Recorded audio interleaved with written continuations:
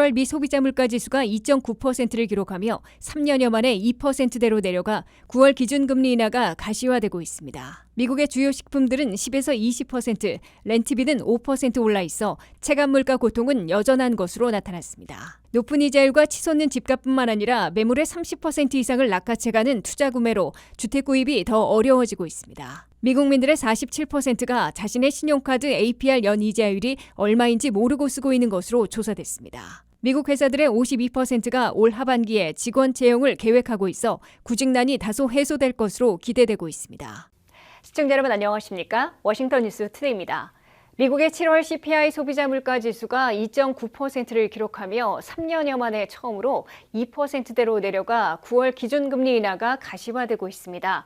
물가와 고용에서 긴급성을 보이지 않아 일단 9월 18일에는 기준금리가 0.25%포인트 내릴 가능성이 다시 높아지고 있으며 9월 6일의 8월 고용지표와 11일의 8월 물가지수에 따라 0.5%포인트 인하하는 B컷 여부가 결정될 것으로 보입니다. 한면택 기자가 보도합니다.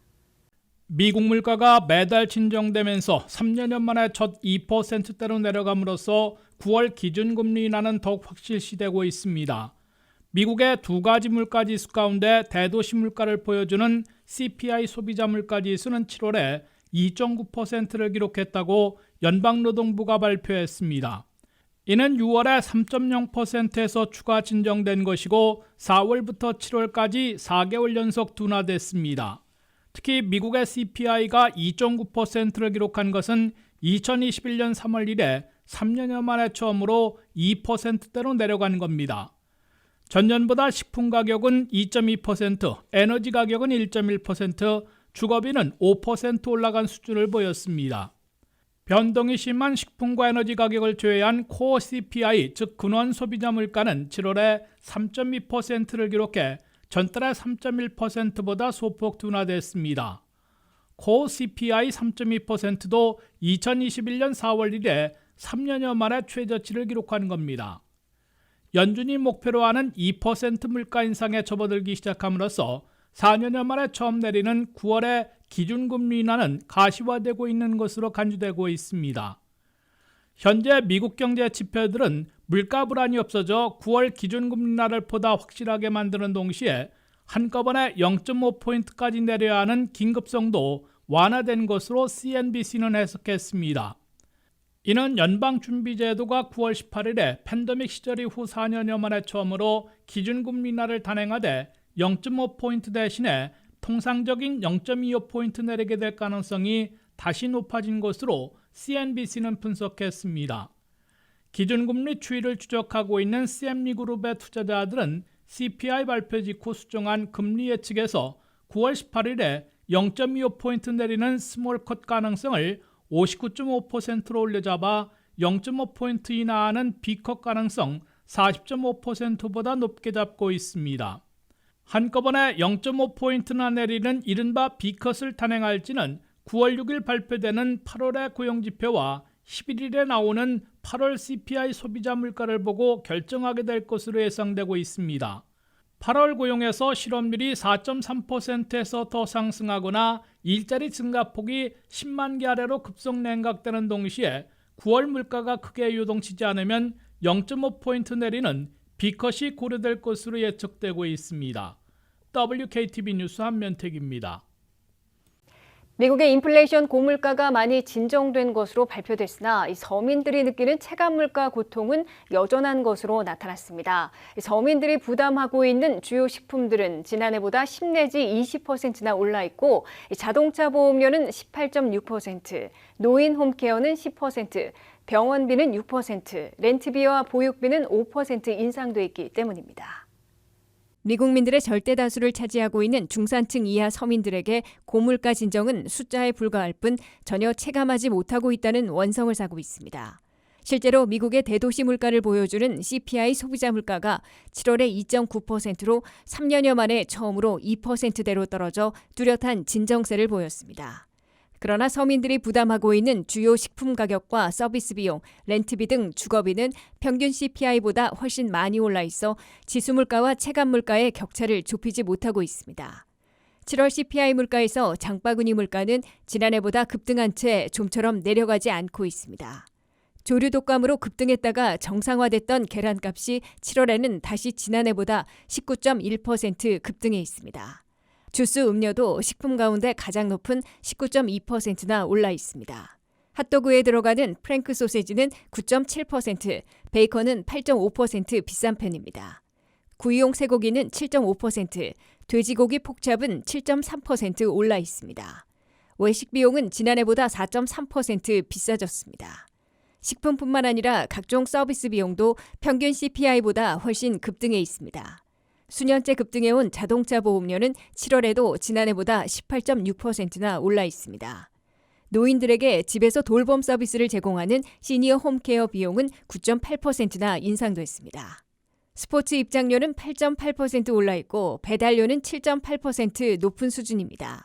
애완동물 식품은 6.6% 올라 있고 병원비와 자동차 정비 비용은 각 6.2%씩 인상됐습니다. CPI에서 3분의 1이나 차지하고 있는 주거비 가운데 렌트비는 지난해에 비해 아직도 5.1%나 올라 있습니다. 자녀 보육비도 5.1% 인상돼 있어 부모들을 휘청하게 만들고 있습니다. 치솟는 집값과 높은 이자율, 공급 부족으로 내 집 마련이 점점 더 어려워지고 있는데요.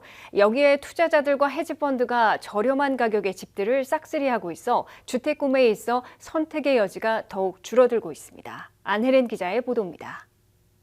많은 사람들이 집을 구입하는 것이 점점 더 어려워지고 있습니다. 주택 공급 감소, 공급망 문제, 모기지 이자율 상승은 물론이고 주택에 대한 수요 증가는 평균적인 미국인들이 주택 구입을 할 수 없도록 집값 상승을 만들고 있습니다.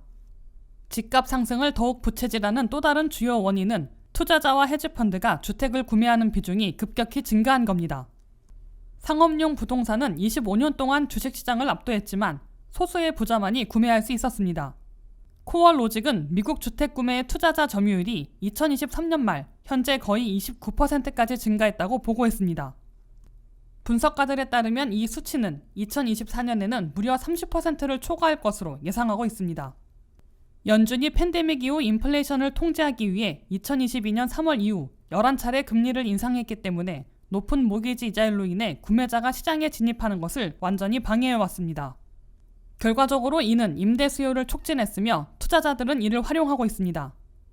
일부 주에서는 투자자가 구매하는 주택의 비율이 엄청나게 높아진 이유로 분석되고 있습니다. 코어로직의 분석에 따르면 2023년 주택 투자자 지분이 30% 이상인 8개 주가 있습니다. 캘리포니아 35%, 조지아 34%, 뉴멕시코 33%, 캔자스 32%, 텍사스 31%, 네바다주 31%, 애리조나, 테네시, 유타가 30%입니다. 투자자가 구입한 주택은 임대업으로 수익을 얻는 자산으로 투자자 소유권은 지역 주택시장에 해를 끼치고 있습니다. 투자자들은 임대업을 통해 주택 가격과 임대료를 상승시켜 점점 더 지속 불가능하고 지속적인 주택 부족을 초래하고 있습니다. 특히 모기지 금리와 주택 가격이 여전히 상승하고 있기 때문에 투자자들에게 유리한 장이 펼쳐지고 있습니다. 저렴한 가격에 주택 재고가 감소되고 있고 주택을 구입할 준비가 되었다고 생각해도 막대한 돈을 가진 투자회사에 의해 저지당하고 있습니다.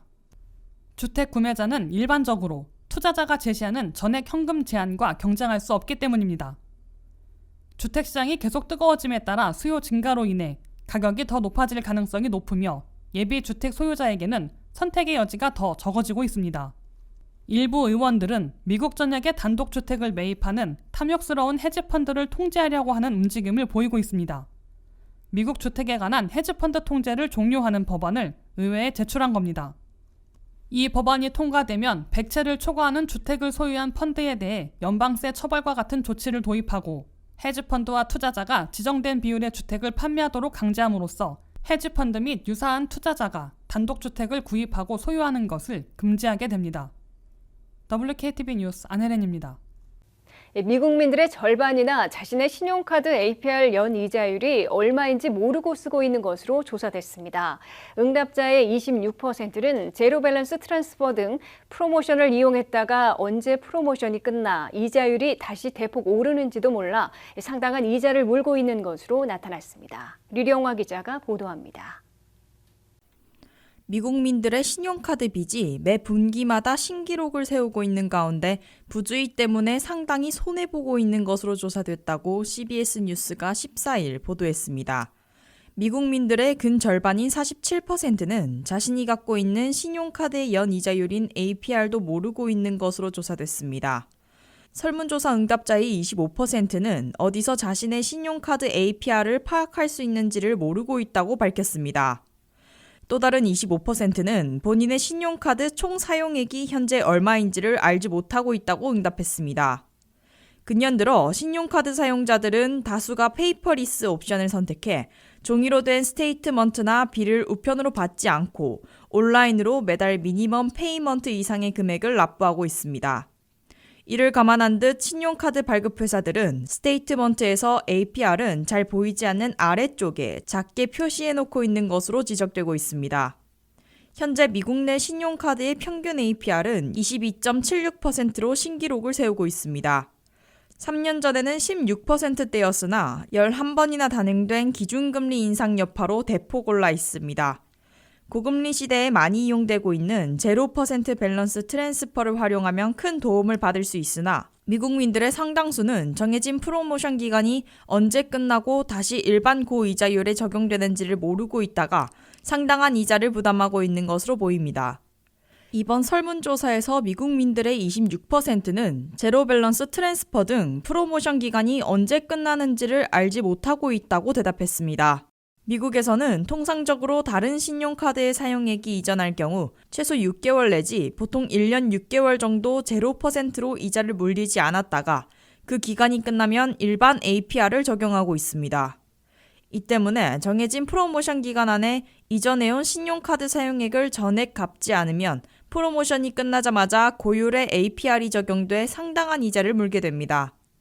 일부 업체의 스토어 카드에선 특정 기간 동안은 무이자 할부로 분할 납부할 수 있으나 그 안에 전액을 갚지 못하면 평균 APR보다 훨씬 높은 고이자를 물리고 있어 주의가 요구되고 있습니다. WKTV 뉴스 류령아입니다. 미국 회사들의 절반을 넘는 52%가 올 하반기인 가을과 겨울에 직원들을 채용할 계획을 세우고 있어 구직난이 다소 해소될 것으로 기대되고 있습니다. 미국 내 업체 2,500곳을 조사한 결과 52%는 올 하반기 채용 계획을 세워놓고 있고 43%는 공석이 생기면 다시 채용할 것이라고 밝혔습니다. 김미연 기자의 보도입니다. 미국의 실업률이 올라가고 일자리 증가는 냉각되면서 자신에게 맞거나 희망하는 일자리를 찾기는 더욱 힘들어지고 있습니다.